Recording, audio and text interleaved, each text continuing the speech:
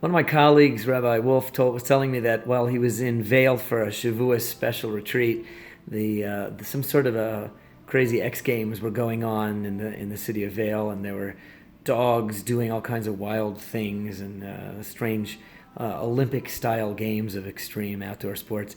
In this week's Parsha Ba'alosecha, the Jewish people are practicing and getting really good at one of our national pastimes and sporting events, which is kvetching.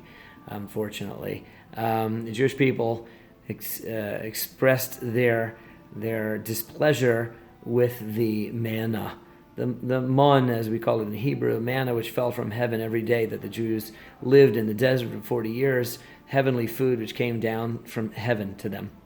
And it says over here, I'm just reading from the Parsha, chapter 11, verse 4, it says that the rabble that was amongst the Jewish people had a craving, and then the children of Israel wept, saying, who's going to feed us meat? We remember the fish that we ate in Egypt that was for free of charge. Can you imagine them complaining that things weren't as good eating manna from heaven than what they ate as they were slaves in Egypt?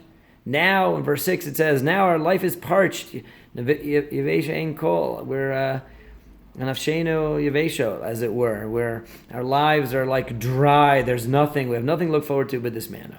The next verse, the manna was like coriander seed. Its color was like the color of precious stones. People would stroll and gather it, and they could cook it any way they wanted, and its taste was like the taste of dough kneaded with oil. When the dew descended upon the camp at night, the manna would descend upon it.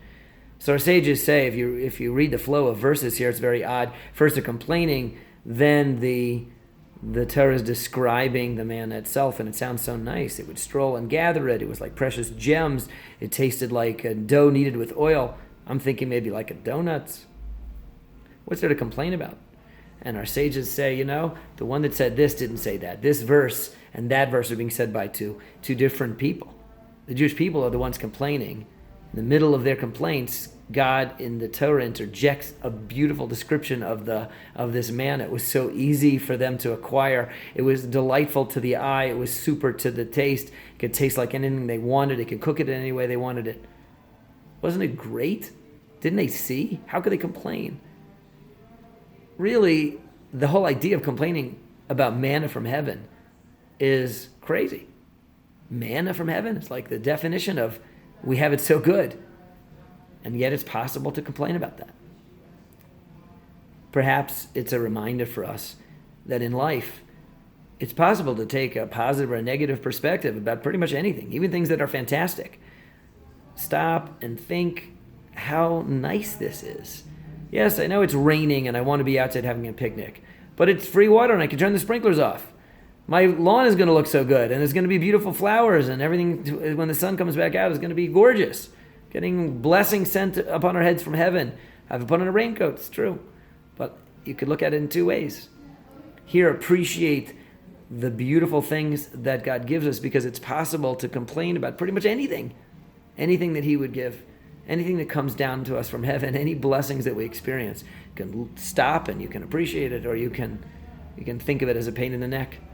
It's been well said that you shouldn't complain about blessing.